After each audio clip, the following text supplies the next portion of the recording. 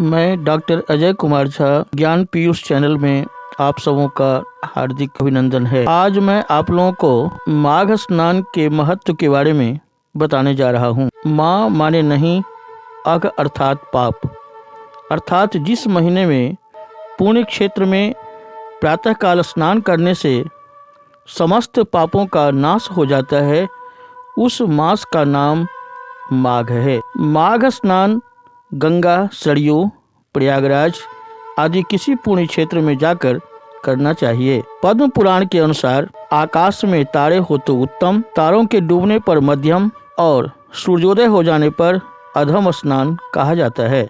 सुंदर स्वास्थ्य, लंबी आयु, संपत्ति, सुंदरता, सौभाग्यता और संतान की प्राप्ति हेतु माघ स्नान निश्चित रूप से करें।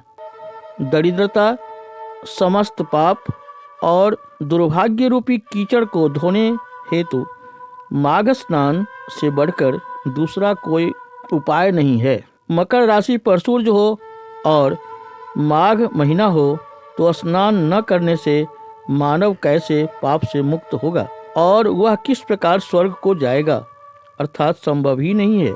उपपातक, महापातक या इससे भी बड़े बड़े पाप माघ स्नान करने से भस्म हो जाते हैं।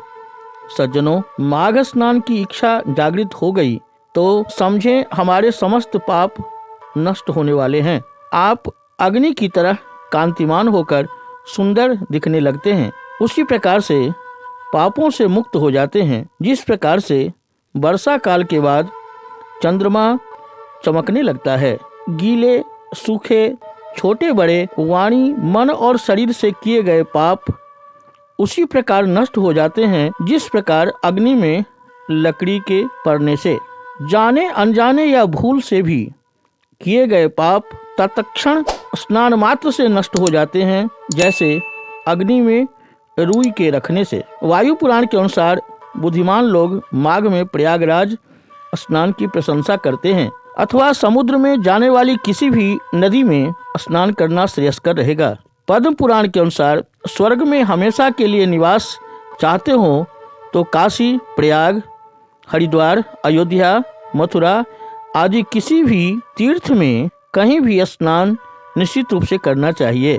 जो असमर्थ हैं उन्हें द्वादशी, अचला सप्तमी और पूर्णिमा इन तीनों दिनों में स्नान करना चाहिए।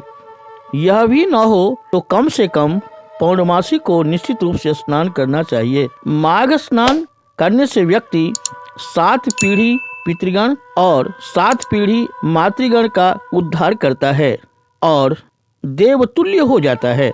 वर्जित: माघ मास में मूली, सिंह राशि पर सूर्य हो तो लौकी और कार्तिक मास में सूरन या ओल खाना मांस खाने के बराबर है।